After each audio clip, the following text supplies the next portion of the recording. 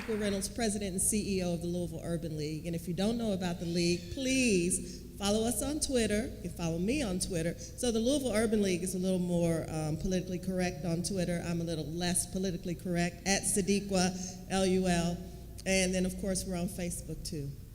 So the focus of the Urban League is jobs, justice, education, health, and housing, because we really do believe that this is what is needed in this country for those of us who have been really left behind, disenfranchised, uninvested in. Jobs, justice, education, health, and housing. And so we work to put people into jobs. You'll hear our voices on justice issues if you think about jury diversity or some of what has happened with police, or there are a million different things happening right now in our country, right? So jobs, justice, education, health, and housing. On the education side, we run some educational programs. We've got elementary programs. We've got middle school program for girls, some high school programs, and our high schoolers have 100% graduation rate. So we really do understand that education and jobs is a way out of poverty. We also deal with housing. We actually build houses and rehab houses through our rebound program.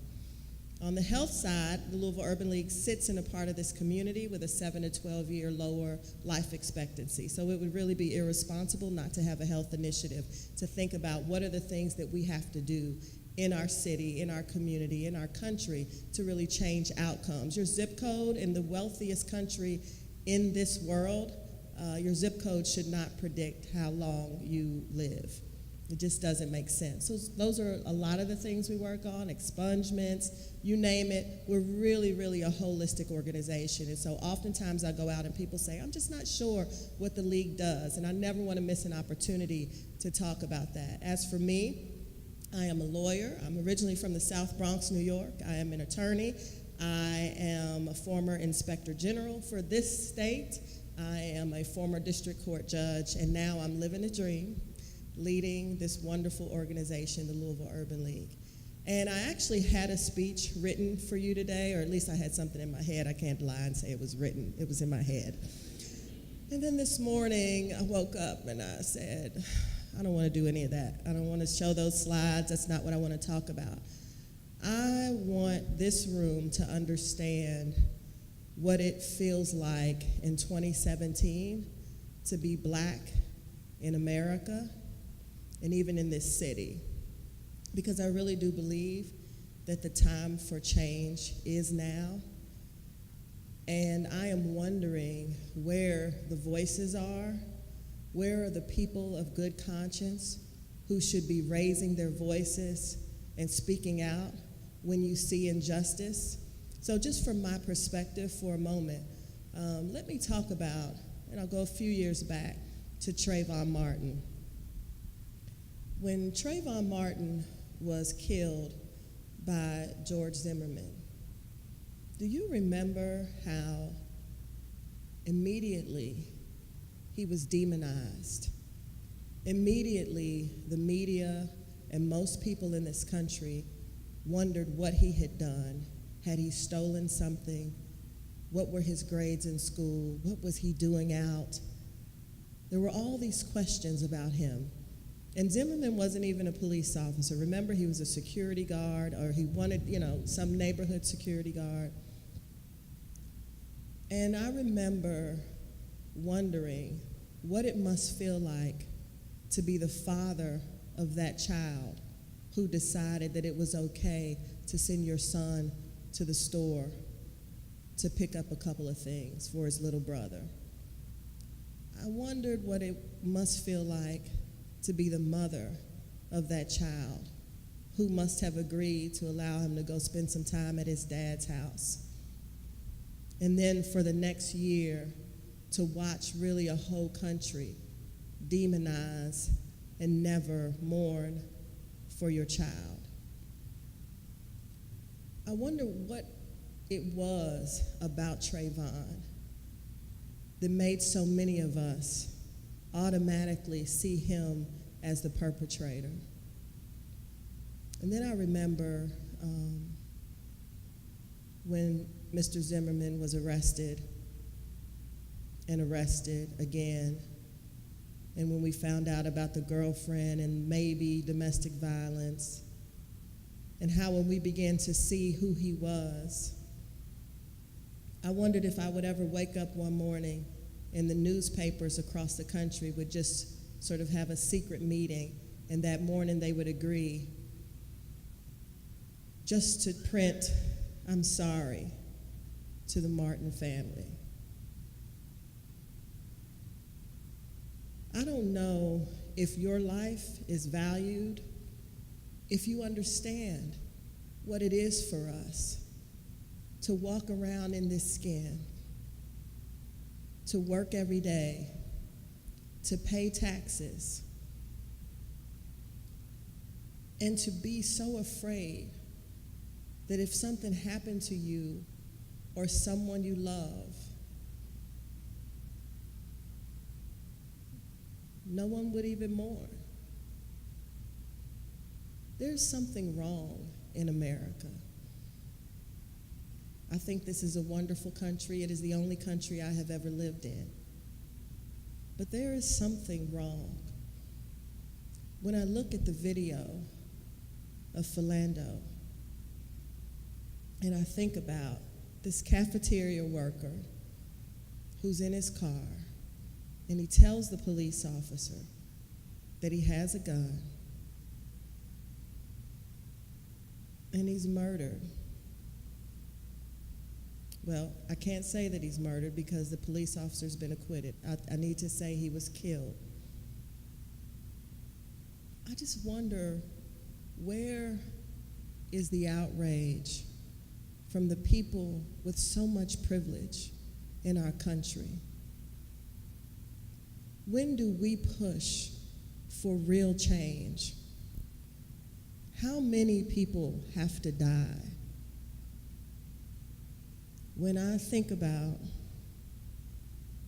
the fact that an off-duty police officer recently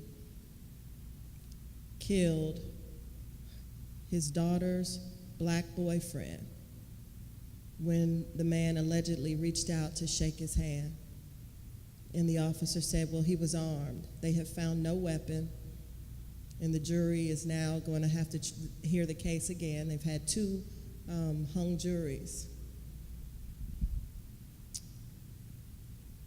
I don't know if you can understand what it is to walk around in this skin. There is no group in this country less responsible for its existence or condition in this country. Let me explain. We have endured slavery, Jim Crow, segregation, and everything that comes with all of that, redlining. Everything that has ever been done to a black American in this country has been legalized. Everything you can imagine. And so we still deal with the legacy of that. And people say, well, that was so long ago. Really? Because redlining a community went on well into the 70s and the repercussions of it. So let's talk about what West Louisville looks like. It's so easy to understand, and you should understand, that this country and this city operates exactly as it was designed to. The people who were intended to be oppressed are and have been.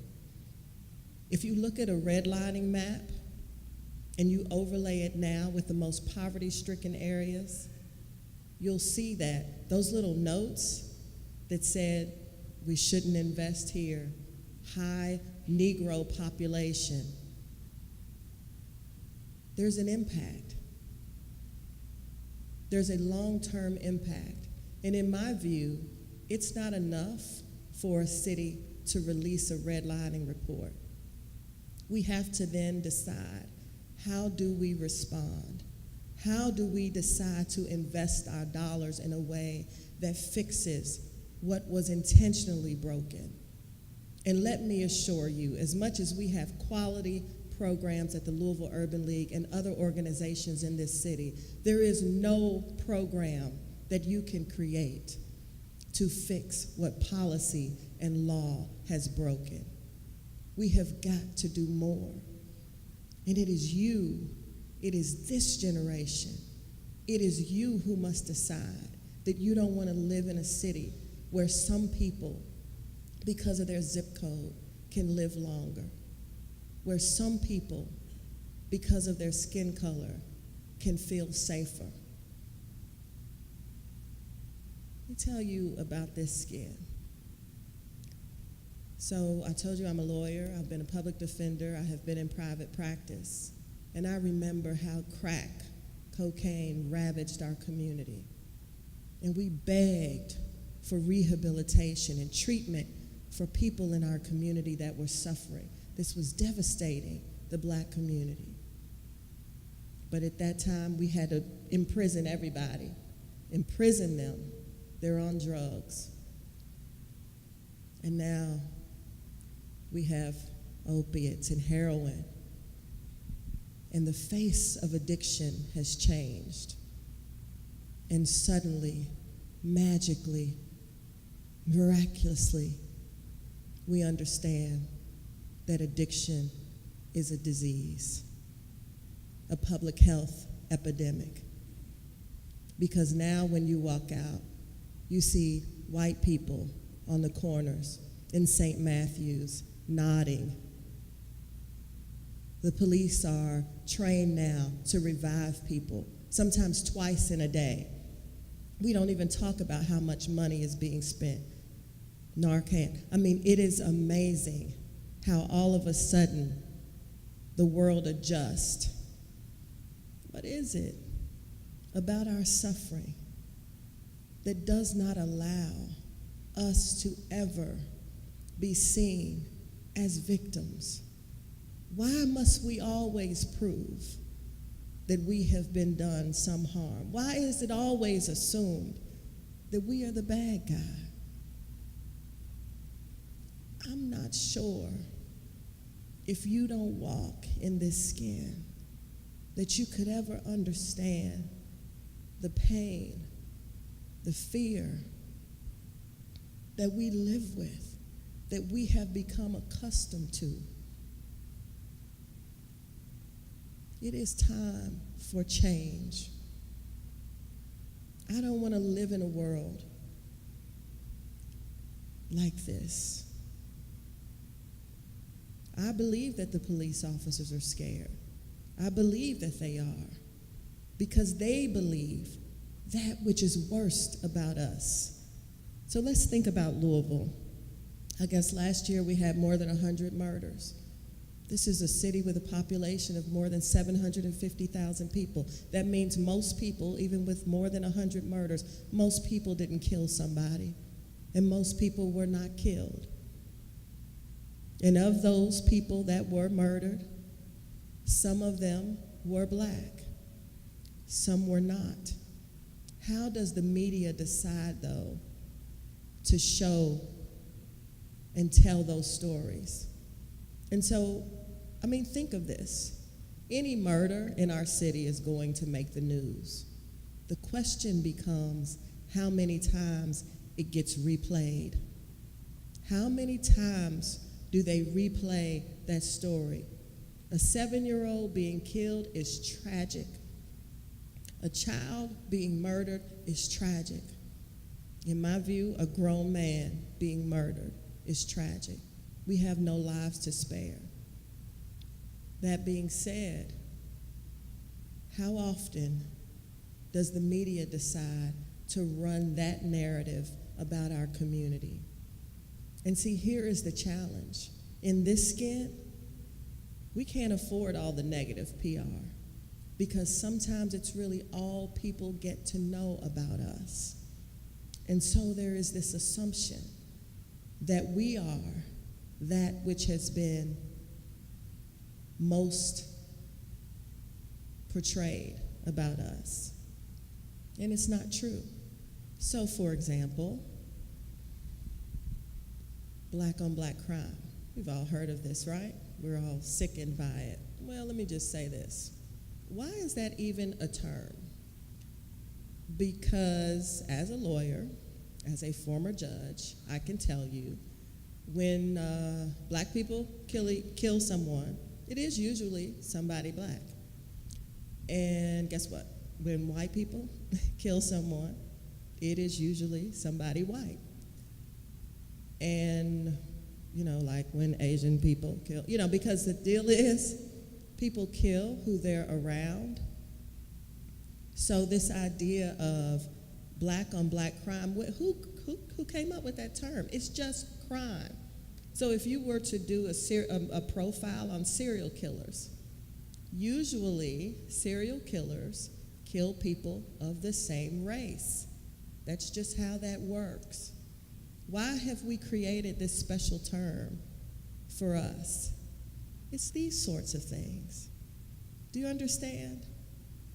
This is the thing that we have to push back against.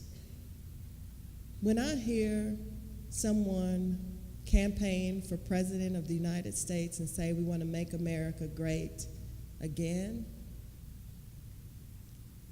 I wonder about again. And great for who? And it scares me that other people don't wonder about that. There are certain bumper stickers that I see in this community. When I drive in and I'm behind that vehicle, I wonder if they hate me. There's something wrong. And we have the power in this room to use our voices to make a difference, to be better than those who came before us. You can change the world, but you have to want to. You have to understand that the world needs to be changed. Let's just think about privilege for a second, because people push back. I don't have privilege. Listen, I have privilege. I'll tell you this story. When I worked for the city, it was a big, big deal when it would snow to make sure that we got the snow cleared and that the cars could get through. That's a big deal. You want your city to stay open. You don't want to close down because of weather. You want business to keep on going. And I remember sitting on Shelbyville Road with the Wendy's on my right and St. Matthew's Mall on the left, and watching a woman in a wheelchair trying to maneuver over a snowbank. See, because what had happened is that when we cleared the roads, you push everything to the side, right? Push everything, you pack it up. And for those of us who walk, we don't think about the cuts in the sidewalk. When you get to a corner, usually, hopefully, if you're in the right community, sidewalks sort of dip. So when you're clearing the snow, you're not thinking of those things.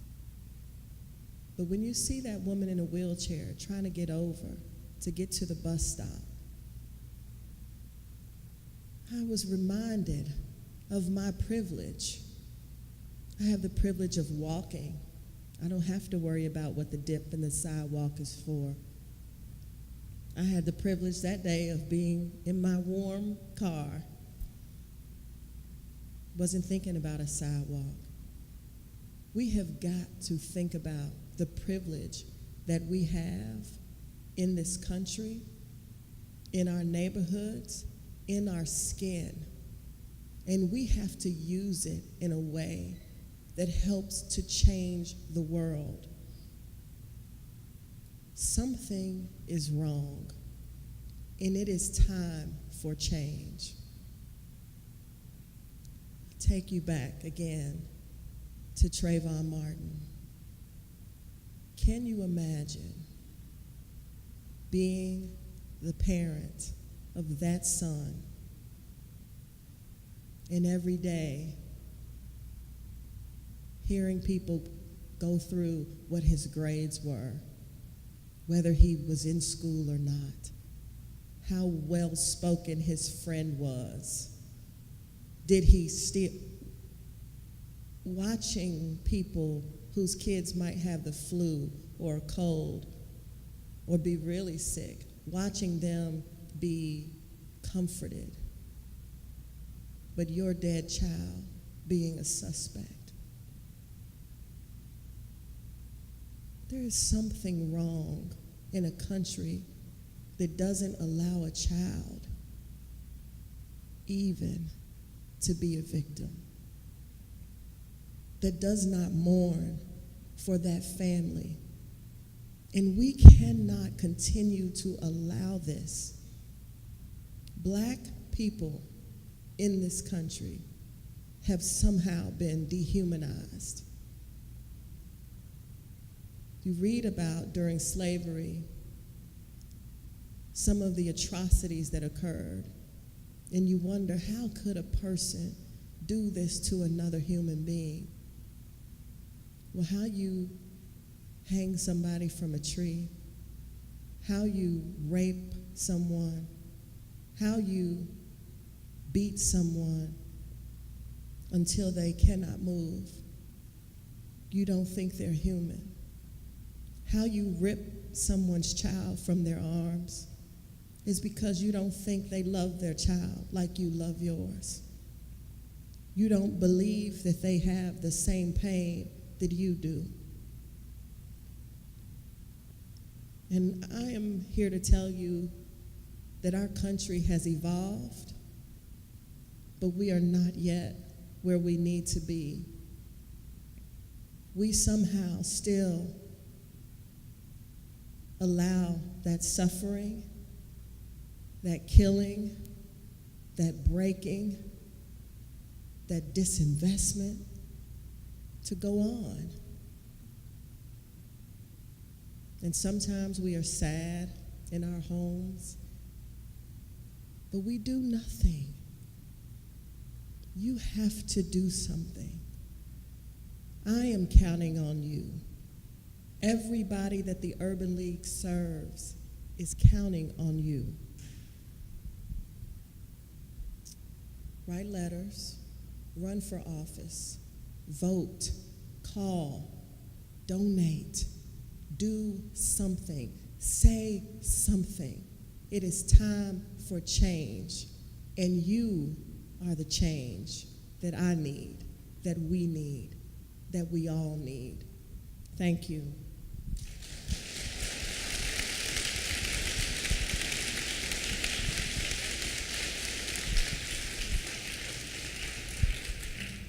Sadiqa, thanks so much for sharing and challenging us with that talk. We're going to move into a time of questions. And so be thinking of a question if you have one. Just kind of raise your hand, and then we'll call on you. I'll go ahead and throw one out there to you. A lot of people in the room are probably hearing this and are thinking, really moved, really challenged, and are thinking, what's a good next, small next step for me to take to really process or to be engaged even more into this important conversation and really a movement that needs to take place in our city? What kind of small things would you suggest? So I would suggest you can get on the Urban League website. You can donate immediately. ACLU, same thing. I think you can volunteer. You can learn about the work that's happening. Call your senator and talk about health care and the impact on people, all of us, right? Call Washington, call Frankfurt, write letters. I mean, these are things that can be done immediately. And people need to hear your voices, particularly if you've supported those candidates too, right? Because now they're in jeopardy of losing a vote. So I think all of those things can be done. There are lots of great organizations out here doing good work. I beg you not to start another nonprofit. Find out who needs help and help us. That's a great. And along those lines, I think too, before taking action, one great step too is also to think about how do we empathize, and sometimes it means more of just listening. It was an honor today just to listen to you share a lot of the problems through your perspective, so thanks for doing that, because that's super helpful. Thank you. I sent you. I'd have to tell you one thing, and this is really important. We have pitched an idea at the Louisville Urban League to build an indoor sports facility located at 30th and Muhammad Ali on one side and Market on the other. We are doing this. There's a 24-acre site down there. West Louisville, since I have been in this city, has not had any significant investment. And what we really need is some intentional investment in that part of the community that brings people in with disposable income so that the community can grow organically. They've done this in some other places. There is a need for track facilities in this country. If you build it, you will have folks coming into your city and running track, hosting conferences and all of that. So at a minimum, we're talking 30,000 people coming into our city, into West Louisville, spending their disposable income, which then does what? Grows hotels, restaurants. We really do need that. As I said, I'm from New York. In Harlem, when there was nothing else in Harlem, there was Sylvia's and there was the Apollos. We don't have that anchor thing in West Louisville. We need that, and this is an opportunity for us to have something like that. Job creation is important, and there will be some, but very little inside the four walls of this facility. You're talking 5 to 30 people. But that being said, think about the impact on the hotel industry, restaurants, all of the things that grow out of that. For example, there's another city that built an indoor facility. They now, within a matter of years, very quickly, hotels being built, Starbucks, 2 restaurants, or some other industry. That's what we need. And in the meantime, for those things that aren't built yet, it impacts it in other parts of the city. So I am begging you, if you hear about this idea, support it, support it, support it. You can check out our website. As I said, check us out on Facebook or Twitter somewhere. This is my life work. It is really, really, really my passion. And I really believe in Louisville. I believe in this city, and I think people will do better when they know how to do better. So I'm just asking for your help with that. Any other questions out here? Yes, sir.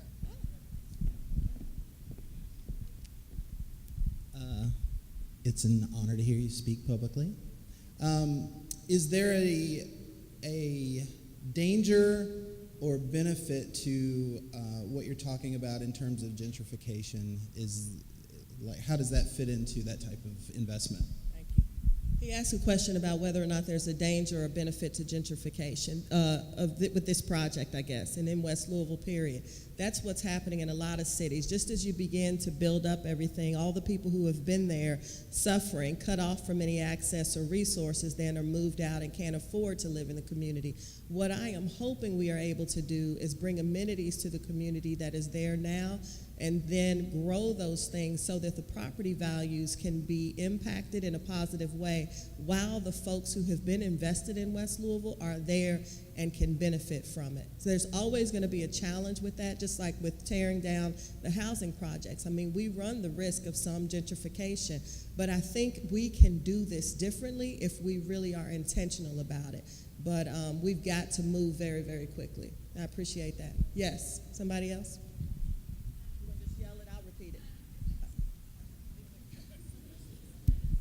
So I'm a mother of a 3.5-year-old, and this morning, for the first time, she said something to me that made me realize she's noticing race. And she said, "Mommy, why am I peach and Miss Yee at school is brown?" And it shocked me. I didn't know what to say. And she wasn't saying anything bad. She was just asking. So as a mother, one thing I can do today is model behavior. But I was wondering, what should I say to her? What would you say to her? Did you all hear that? Her daughter said, "Why am I peach and somebody Miss Dee Dee is brown?" I think you say, there are all kinds of different colored people in the world, but on the inside, we're so similar. And you talk about that, and you talk about how she likes Miss Dee Dee. Hopefully she likes Miss Dee Dee. Okay. And the similarities between us. I just did this the other day at Gilda's Club, and they have kids there who are living with cancer, dealing with cancer in their families, and we wanted to talk about differences and sameness. And so you talk about what's the same and what's different and what really counts. I think those are the things, to really begin those lessons very early on instead of ignoring it, right? This is a real thing. And it's so funny that she didn't say, "Mommy, why am I white?" and Miss Dee Dee's black. She's like, really, literally the colors. I am peach, she is brown. What's up with that? And I think that's great, good for her. And wow, 3 years old, she's pretty smart. So I'd say shout out and keep doing what you're doing, because you're doing something right, that she felt even safe to have that conversation. Anybody? Yes, ma'am, in the blue.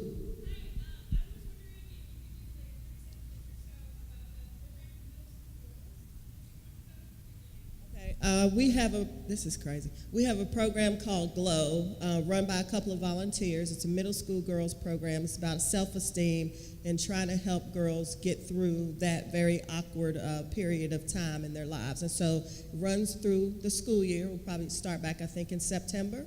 And we have overnights, we do field trips, have guest speakers, all kind of stuff, just trying to help girls with that. And we really had to create that, and we need another middle school program. We're doing great with elementary, and then we were going to high school, but we had like this blank slate for middle school, which is really the challenging period. And I just want to tell you all, with our Street Academy program, we've got 5 different sites. We see decreased absenteeism, increase better behavior, and then, as I said, for the high school programs, we have a 100% graduation rate, 100% college acceptance. So it's a big deal. So those are things. There you go. Other questions?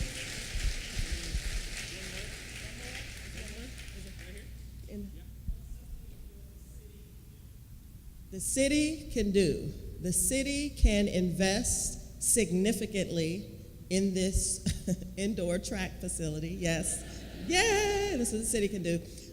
The other thing the city can do is it is good to release a redlining report. And I beg you all to go to Louisville Forward's website and look at that report. It was created by a guy named Josh Poe, who now works for Youth Build. Read that, look at it, read every word. It's very, very short.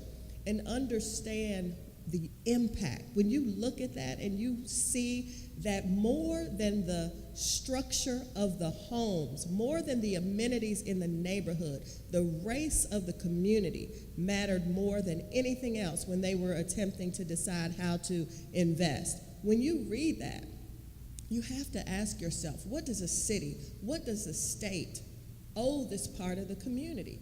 Because sometimes I just feel like, as running a nonprofit, I'm constantly begging, and there's charity. Hell no, this is not about charity. This is about doing what is right in a place where for years people have decided we weren't good enough to be invested in. And in fact, it was just more of a risk than anyone was willing to take, and now we're living with the repercussions of that. So the city has to intentionally direct resources in the way that is not equal, but is equitable. That is what the city must do. That is what the governor must do. Thank him for coming and praying. Now he should ask God what to do.